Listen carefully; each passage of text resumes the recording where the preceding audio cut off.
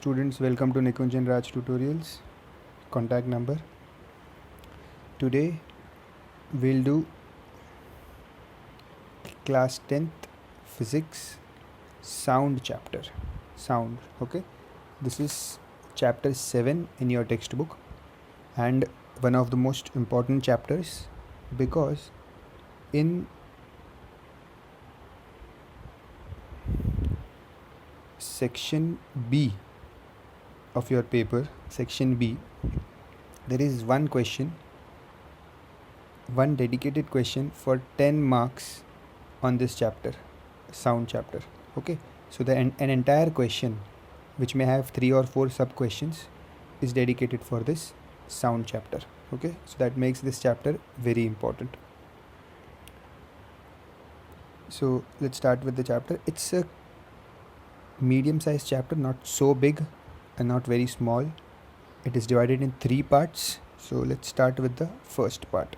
Okay, so the basic of sound waves. We have studied the sound chapter in class 9 also. Okay, and those same concepts will revise in the part A of this chapter. The first point is the audible range of sound. The audible range for humans is 20 hertz to 20 kilohertz. Okay, 20 kilohertz means 20,000 hertz. Okay, 20 hertz to 20 kilohertz. This is called as the audible range of frequency. Now, apart from this, we have a formula. V is equals to F into lambda. This sign is lambda, and lambda means wavelength. Okay, so V stands for velocity, which is equals to F stands for frequency, and lambda stands for wavelength. We had also studied the derivation of this formula in class 9th. Okay, although we don't have the derivation now, but we have studied this and it is very important. It will be useful in numericals. Okay, next, frequency is 1 upon time. It's a very simple concept here. Frequency is 1 upon time. That means smaller the time, greater is the frequency. Okay, like for example, if we have a wave, let's draw 2 waves here. If this wave, the time period is this much, this is the time period. Okay, and in another wave, the time period is this. So I see in this entire part, in the first case, there were 1, 2 and half, 2.5 waves. Okay, because the time period was more. But in the second case, there are 1, 2, 3 and 4 waves in the same time. Okay, so the number of waves have increased because the time period is less compared to the first one. Okay, so in the second case, the time period is less, so the frequency is more.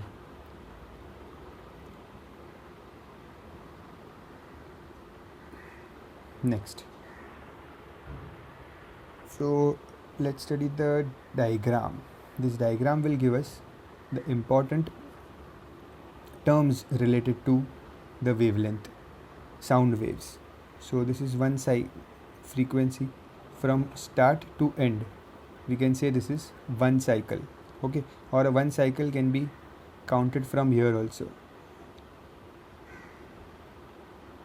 like this, from crest to crest, from trough to trough. Okay, we can count one cycle from crest to crest. What is crest? Crest is this uppermost part. This is called as the crest, the highest value reached by the wave, and this lowest point is called as trough.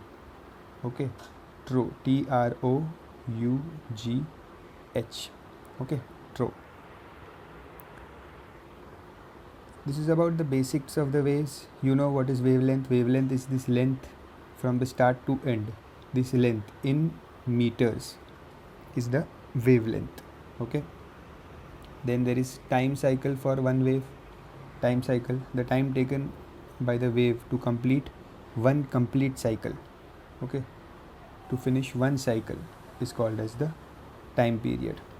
And this highest point reached by the wave, the height of the wave basically, is the amplitude. Okay, this was the basic about sound waves. Now the two types of vibrations which I studied in that chapter in 9th standard, which you have even now. The first 2 pages of your chapter is about this basic information. Okay, and what are mechanical waves? So mechanical waves are nothing but when the particles vibrate. When the particles vibrate, their kinetic energy changes to potential energy. Okay, the kinetic energy changes to potential energy, or potential energy changes to kinetic energy. This change in energy is nothing but the mechanical movement. Okay, and the same thing happens in sound also, where it is called as sound waves. Mechanical waves, they are called as mechanical waves, and mechanical waves are also called as elastic waves. Okay, just another name to remember.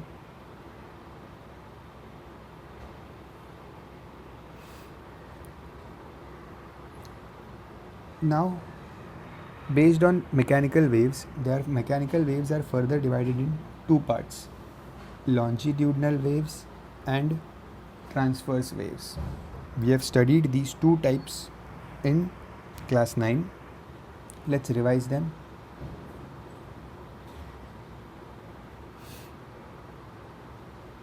Here, this wave is longitudinal waves. In longitudinal waves, the particles are arranged like this, one beside the other. Okay, and when there is a force applied from one side, the particles compress. So in this diagram we can see here the particles are compressed. Compressed means they are coming close to each other, so these are called as compression. Okay, and here you see the particles are away from each other, so this is called as rarefaction. So there are continuous compressions, rarefaction, compressions, rarefactions forming. Okay, so these compressions and rarefactions basically form the longitudinal wave. The definition of the longitudinal wave says that the vibrations of the medium, the vibrations of the particle are along the direction of propagation. See, the particles are vibrating in this direction. Okay, the particles are vibrating in this direction, and the wave is also traveling in this direction. So the direction of the wave and the vibration both are same. So these type of waves are called as longitudinal waves. Okay, very basic, just I was explaining the definition. We don't have this in great detail. Our chapter will mainly start from echo. Okay, from the concept of echo.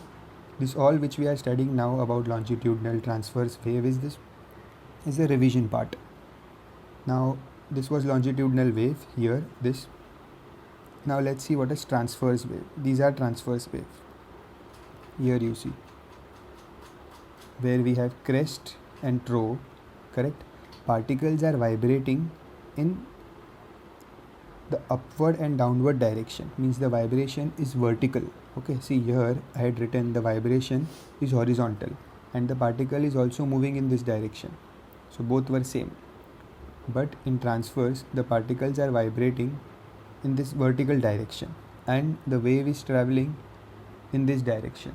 So the vibration and the traveling of waves are perpendicular to each other. Okay, see here I'll draw again. Vibration is in this direction and wave is traveling in this direction, so they are perpendicular to each other. So if I read the definition. If the medium particles vibrate normal to the direction of propagation, if the medium particles vibrate normal to the direction of propagation, then it is called as transverse wave. Okay. Next, the main topic starts now. It is the echo. We all know what echo is, but let's understand what is the definition of echo and what are the basic conditions for an echo to occur. Let's see this diagram. Here you can see this boy here. He emits the sound. The sound travels in this direction. This here is a wall, which is nothing but a reflecting surface. This wall here is a reflecting surface. Okay, so the sound is emitted, it hits the wall and it reflects back. Correct? The same sound which reflects back, this boy can hear it again, and we call that sound as echo. Okay, so the concept is pretty simple. Echo is because of the reflection of sound waves. Okay, reflection of sound waves by an obstacle, a distant obstacle. Distant word means it is at a particular distance, a certain distance necessary. Okay, see, echo cannot occur when you are sitting in your bedroom or in a small room. Echo doesn't occur, because for echo to occur, the obstacle must be distant, means it should be more than a particular distance. So what is the value? We'll see here. So let's see the diagram first. First of all, if this distance from the person to the wall is, let's say, 10 meters. Okay, so when the sound emits from this person and reflects back, this sound is actually traveling this 10 meter once and then the 10 meter again to come back to the person. So that means 10 plus 10, the sound travels 20 meters. Correct? So in echo, basically the sound travels the distance twice. Correct? One here 10 and one 10 here. Correct? So whatever is the distance between the person and the obstacle have to be doubled always. That is why in the formula you can see we have 2D. Okay, because distance is taken twice. The sound will go and it will again come back. So distance is taken twice. Then V, here this V stands for velocity, speed of the sound. Okay, V stands for speed of the sound. And the speed of the sound is generally 340 meters per second. Okay, so if we take the speed of the sound as 340 meters per second, okay, and if we take the time period as 0.1 second and substitute the values in this formula, we'll get the answer for the distance as 17 meters, which suggests that for an echo to occur, the obstacle should be at least 17 meters away from the source of the sound. Okay, for an echo to occur, the obstacle must be at a distance of more than 17 meters. Only then echo can occur. Okay, or else if I solve it for time, let's say I put 17 meters in the formula and I put the value of V, 340 meters, I'll get the time as 0.1 seconds. Okay, this 0.1 second, which means for an echo to occur, one more condition is that the sound of the echo, okay, the sound of the echo must come after 0.1 seconds. Okay, although it seems that 0.1 second is a very small value, but for echo this value is important, that the echo which is occurring, the sound which is returning back, must come after 0.1 second. Only then it will be an echo. Okay, or else it will merge with the original sound and we won't be able to hear two different sounds. Okay, so two important conditions of echo we studied here, that the time, the echo, the sound should come after 0.1 second, and the distance between the source and the obstacle must be at least 17 meters. Okay, just a second.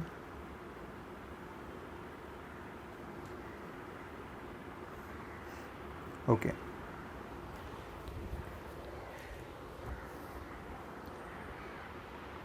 next, conditions for an echo. So two conditions we had already seen. There is one more small condition here for an echo to occur. So let's see. The minimum distance in air between the source of the sound and the reflector means the object which is reflecting the sound back, must be 17 meters. We saw this very clearly and it should be noted, is an important point here. Okay, next, the reflector must be large enough as compared to the wavelength of the sound. Okay, this point it's a technical point here, where they are saying that the reflector which is reflecting the sound, okay, and let's say this is the sound wave. So this reflector, the size of this reflector must be greater than the wavelength of the sound. Okay, it must be greater than the wavelength of the sound. If it is not greater, then the sound will not reflect properly. So that is why it's a technical point here, that the size of the reflector must be greater than this wavelength, and it is always greater, because generally the sound which we hear have very small wavelength. Okay, they are literally the sound, if you see in a CRO is a cathode ray oscilloscope, where we can study waveforms. If you see the sound wave there, it look like this. They are very close to each other actually. Okay, and if they are very close to each other, means the wavelength is very small. Okay, so this point is generally satisfied. We don't have to worry about it. We just have to worry about this 17 meters. Okay, second point is always satisfied. Next point is the intensity. Intensity means the strength of the sound. Okay, should be sufficient so that the reflected sound reaching the ear is audible. Correct. See, if you want the echo to occur, you have to be loud enough. Correct. Your sound has to be loud enough to reach the obstacle in the first place. For example, if you are standing here, your sound should be loud enough to reach the obstacle and then come back to you. Okay, because the strength of the sound will depend upon you. Correct. So the intensity of the sound should be sufficient that the reflected sound reaching the ear the second time is audible. Okay, so these are the three important conditions for echo. Okay, next, uses of echo. We had studied few uses of echo already in 9th standard.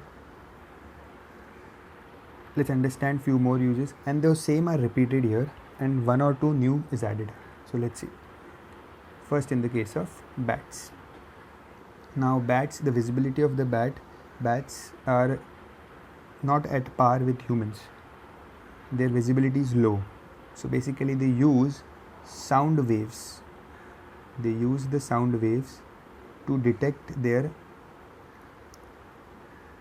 prey. Okay, so what happens is, you can see this bat here, it is emitting a sound. It continuously keeps emitting a sound. Whenever there is an obstacle in between, so you see how the sound is emitted like this.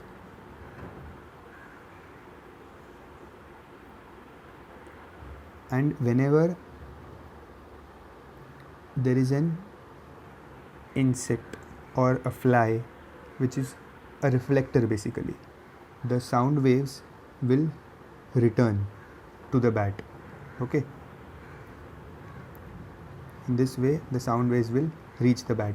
So the bat will come to know that there is some reflection from this direction, so it will change this direction immediately and move in this direction and catch its prey. Okay, and these which I am showing you, the time for the waves to reach the fly and to return back is very less. Okay, this time is very less, and the reaction by the bat is very quick. The response is very quick, and it is not noticeable to us. Okay. Next example here is sonar. Sonar stands for, this S stands for sound. Okay, SO stands for sound, N stands for navigation, NA stands for navigation, and R stands for ranging. Okay, so sonar is sound, navigation, and ranging. Here we have seen this example also. Let's study again that for a ship, if it wants to know the depth of the sea,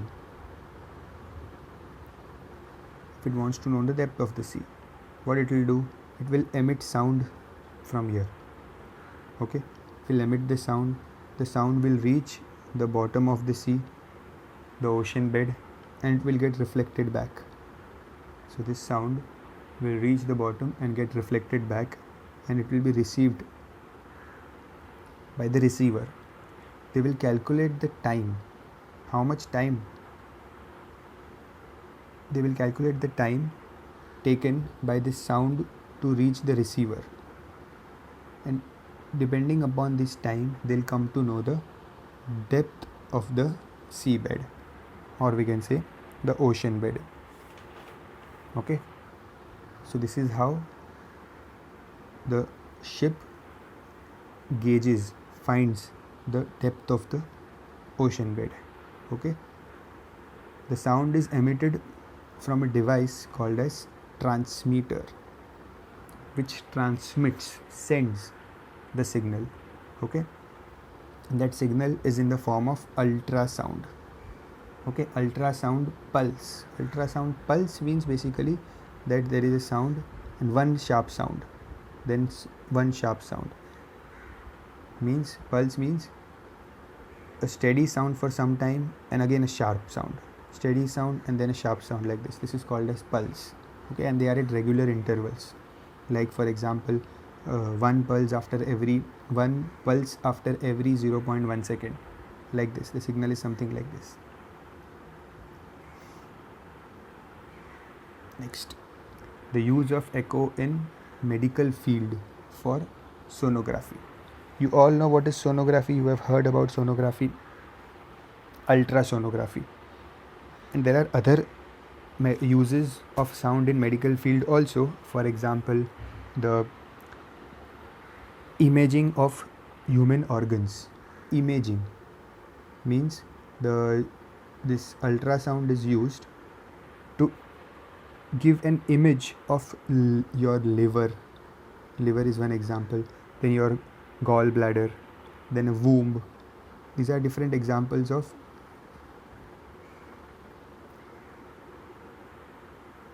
use of echo in medical field. So let's study sonography. You know what is sonography?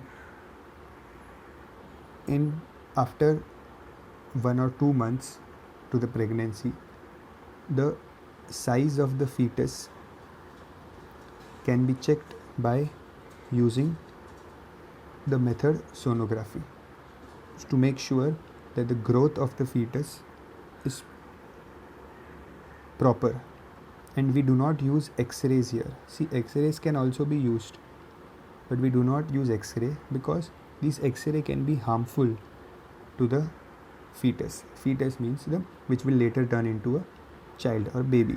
Okay, so these x-rays can be harmful, but the sonography, the UV rays,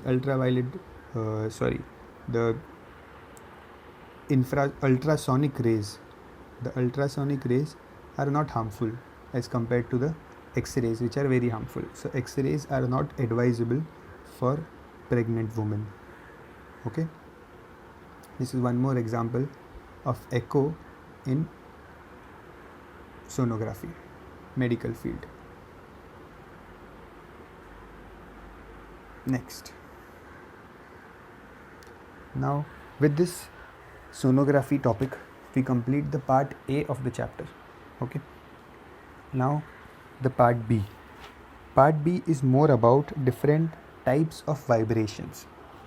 Okay, different types of vibrations.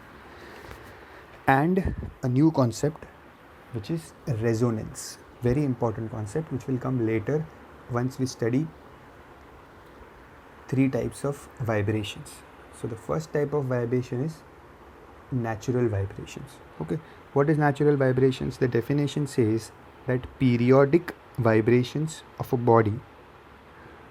See, I am writing the keywords here. Periodic vibrations of the body in the absence of external force. In the absence of external force. External force is called as natural vibrations. So what is first of all the word periodic means? Periodic means that this wave will occur after regular time intervals. Okay, that is periodic. In the absence means the external force. There is no force to stop these waves, to stop these vibrations. Absence of external force means there is no force to stop this natural vibrations. That is why they are called as natural vibrations, and they will keep on happening.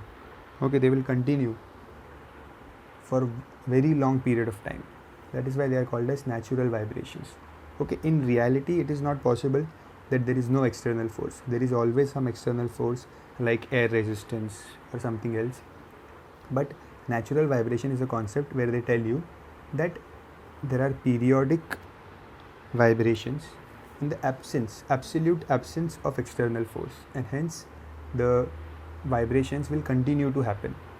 Okay, let's see the example here. First, let's see the diagram.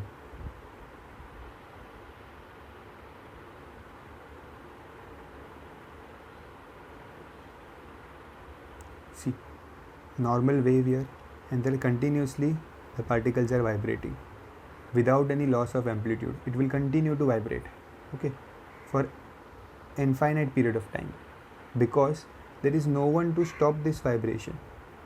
There is no one who is reducing this vibration.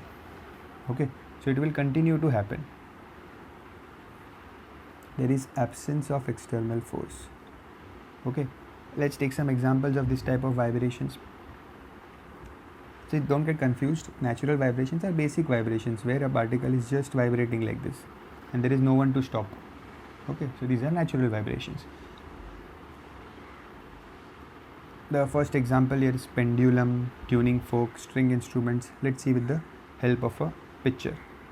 See, this we can see bob of a simple pendulum. It swings on either side.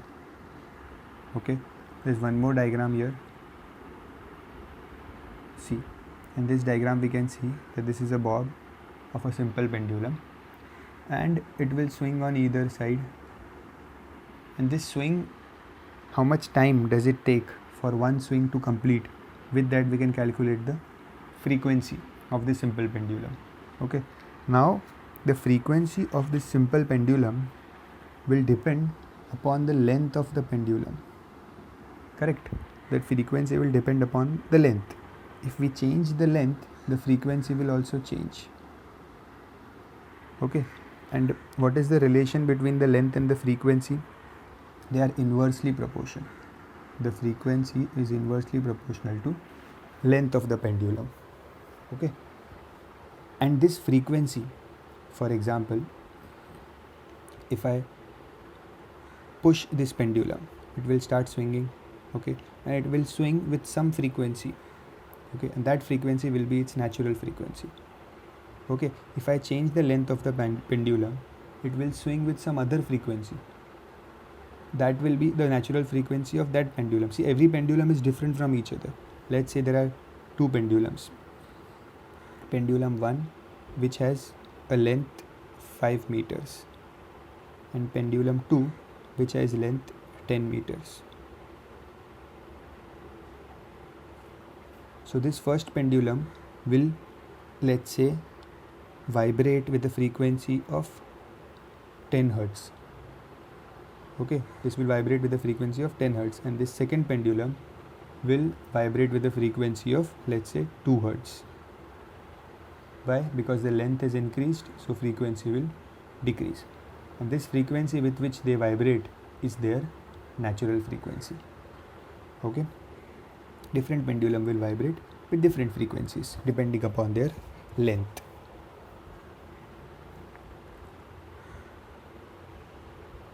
So this diagram showed about the pendulum. Here the diagram, there is one more diagram of tuning fork. Okay, you know tuning fork. If you hit this tuning fork on a rubber pad or any concrete object, this tuning fork will start vibrating. There is one more picture of tuning fork coming in the next slide.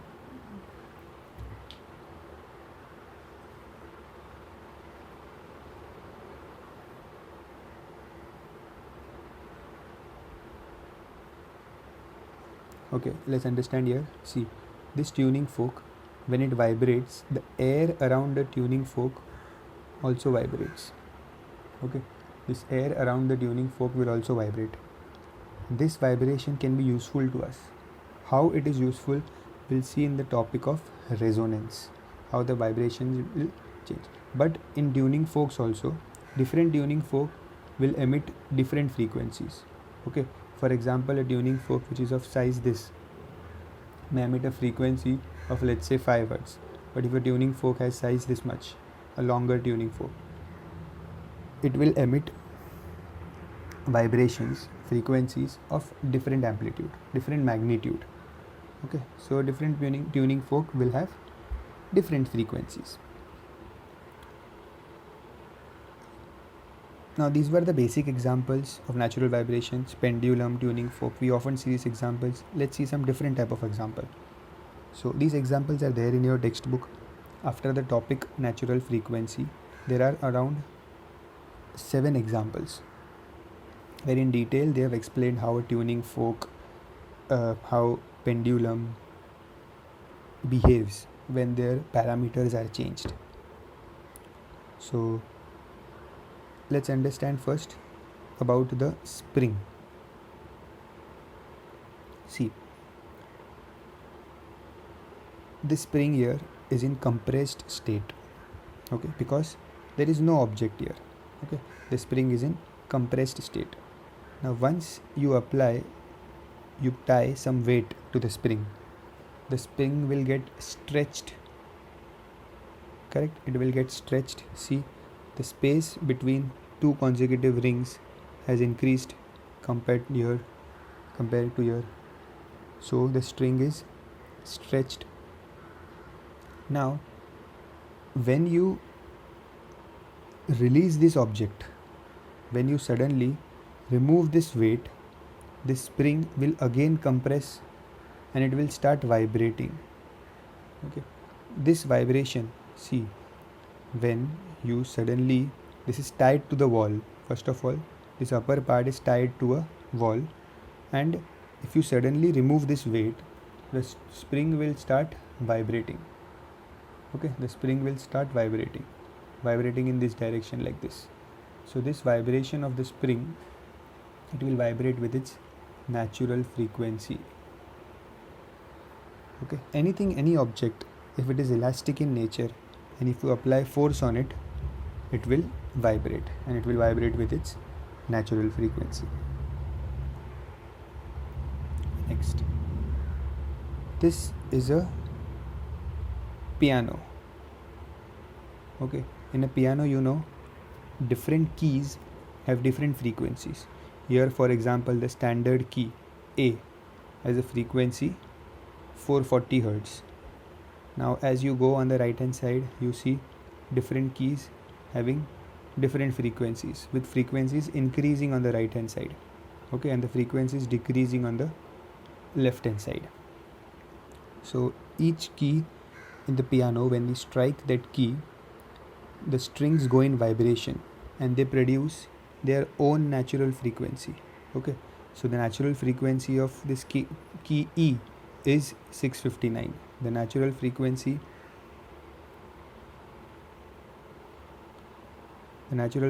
of this C7 is 2093. So the frequency at which they vibrate is their natural frequency. Okay,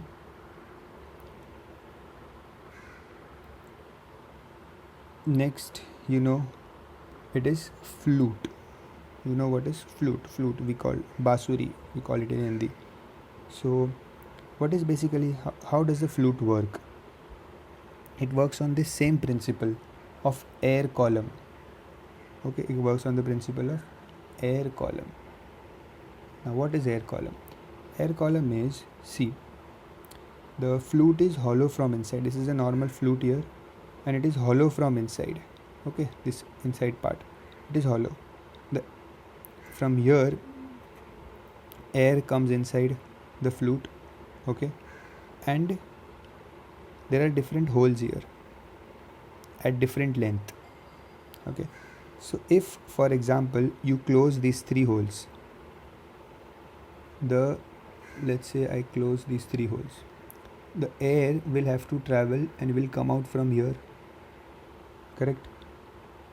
That means the length of air column is increased because you closed these three holes which were nearer to the mouth.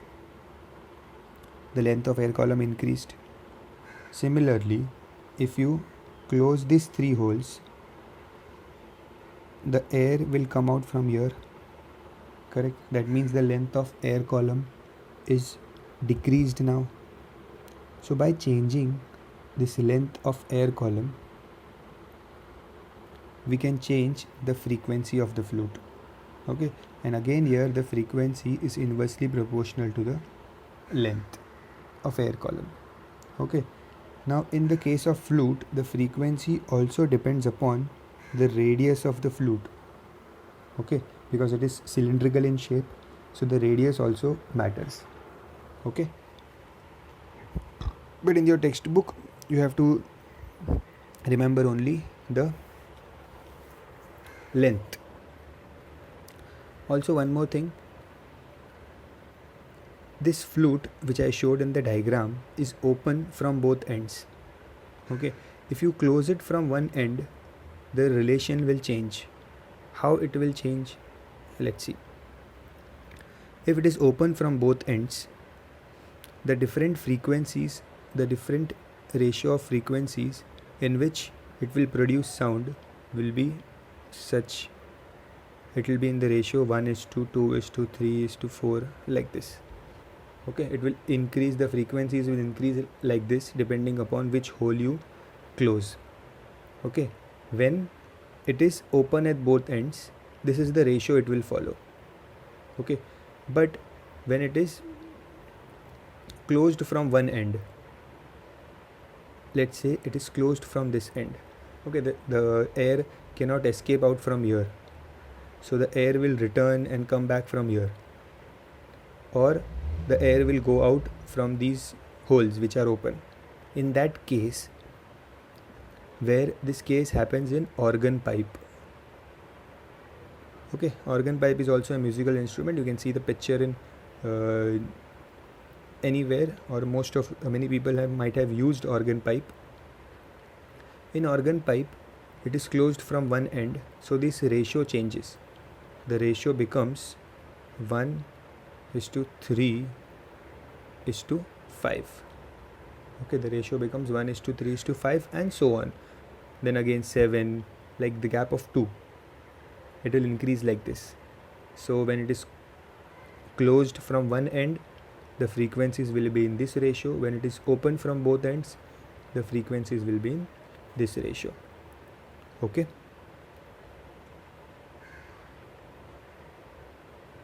This was about flute. See, all this which I am discussing now, including this pendulum here, these are all examples of how natural frequencies work. Okay, so we saw an example of pendulum, then we saw tuning fork, then we saw in depth about the understanding of pendulum. Why in depth? Because the pendulum is the most common example, and the chances of pendulum coming in exam, an indirect question coming on pendulum, is very high. Then we studied about this spring, this very simple example that if you remove the weight, the spring will start vibrating with its natural frequency. Then we saw piano, then a flute. Let's take one more example, a sitar. Okay, a violin, sitar, guitar, all these examples are same. Here what happens, you have a string, and this string, three important things about this string will decide which frequency will this instrument emit. And those three important things are the length of the string, the radius, the length of the string, the radius, and the tension. Okay, how these three work, let's see. First, this length of the string. Okay, it is inversely proportional to the frequency. Okay, so greater the length, less is the frequency. It will depend upon in different instruments. For example, there are few violins, sitar, which may have a longer length. Okay, so they emit different frequency. Then there is the radius of the string, C string. There are, let's say, 3 strings. All 3 strings, these are not of same radius. One string may be a bit on a thicker side, another string will be comparatively less thicker, and the final string will be very thin. And these 3 strings will emit 3 different frequencies. Okay, so while playing these instruments, the artist is supposed to press the strings periodically to make sure that only one string emits a frequency at a time. Okay, then the third is tension. Tension is the tightness basically with which the strings are tied. Okay, we have 2 knobs here. These 2 knobs are used to tighten the string. They are directly proportional to the frequency. If you further tighten the string, the frequencies will increase. If you keep the strings loose, the frequency will decrease. Okay, so these were the examples of natural frequencies. One more last example, let's take a simple example that if from 2 objects you tie a string, okay, a stretched string, you tie it. If you pull, I'm talking about a simple string, let's say a rubber band. Okay, if you tie a rubber band or a stretched string with 2 hooks on either side. I'm sorry. And if you pull the rubber band from this point, from the central point, it will vibrate like this. Okay, when you pull it from the central point, basically from this point you pull it like this, it will vibrate like this. Correct? If you pull it from this point, it will vibrate like this, which is shown in the second diagram, forming 2 waves. Correct? Then if you pull it from further on the left hand side, okay, it will vibrate in this way. So basically, when you change the point of vibration, when you change the length from which you vibrate, okay, see, first you were vibrating from this length, then you decreased it to this length, then you further decrease it to this length. So we are decreasing the length, the frequency of vibration is increasing. Understood? That is why I said frequency is inversely proportional to length. This was a very simple example showing that how when I pulled the string from this point, correct, this was the frequency, the first case. When I pulled the string from, let's say, 1/4 the distance from here, okay, from here I pulled the string from here, so I got the frequency, let's say 2 Hz.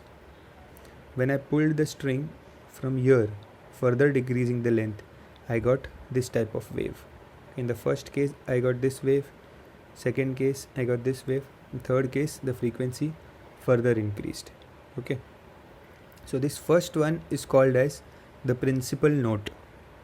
Okay, the first one is called as principal note, and the further extra vibrations which we get are called as subsidiary notes. Okay, subsidiary notes. Let's see this diagram. This diagram is there in your textbook, where they have shown how by changing the point of pulling the string from where we pluck the string, if we change the point, different type of frequencies are produced. Okay, so when you pluck it from the middle, this principal note, you will, well, the frequency which you will get will be the principal note. If you pluck it from 1/4 length, you will get the first subsidiary. This is called as the first subsidiary note. If you pull it from 1/6 length, you will get the second subsidiary note. Okay, this is the main frequency.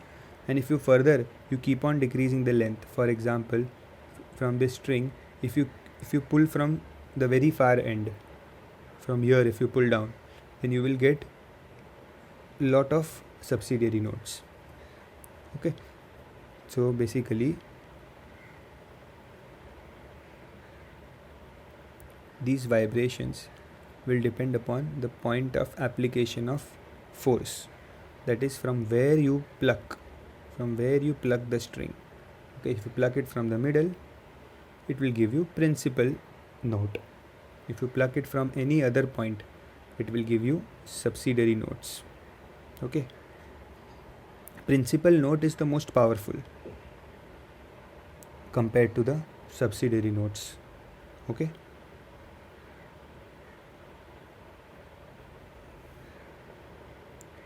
so today we'll stop here with where we understood. Let's take a small revision what we did today. We studied the basics of sound waves, where what is amplitude, wavelength, time period. We revised that using this formula, and the audible frequency. Okay, then we saw the mechanical waves. Here we understood that longitudinal waves, the particles vibrate in this direction and they also travel in the same direction. Okay, though both directions are same, the movement of particles and the movement of wave, both are in same direction. But in transverse wave, particles vibrate in vertical direction and they move in the horizontal direction, so they are normal to each other. Okay, then we studied what is echo, when you need obstacle from where the sound will reflect. Okay, then we saw this formula and why we take 2, because the sound travels twice the same distance. Okay, then we studied certain conditions, that the distance between the source and the reflector must be 17 meters and the size of the reflector must be greater than the wavelength, and intensity should be higher. That means you should be loud enough so that the echo occur. Okay, then we saw the example of bat and sonar. This sound emits, it get reflected back. We calculate the time, how much time did it took to reflect the sound to come back, with which we can come to know about the depth. Then we saw what is sonography. We cannot use X-rays, so we use sonography, ultrasonic waves to get the picture. Then we started part B, where we saw what is natural vibrations and which are in the absence of external force. There is no force to stop the vibration, so they will keep on happening. Okay, and the examples were pendulum, tuning fork, this spring, piano, flute and sitar. Okay, and the last one was most important, a simple stretch string, where we understood that if we pluck from the middle, we get the principal note. If we pluck from 1/4 length, we get the first subsidiary, and 1/6 length we get the second subsidiary. Okay, that's it for today. In the next video, probably tomorrow, we'll continue with the second part of the chapter.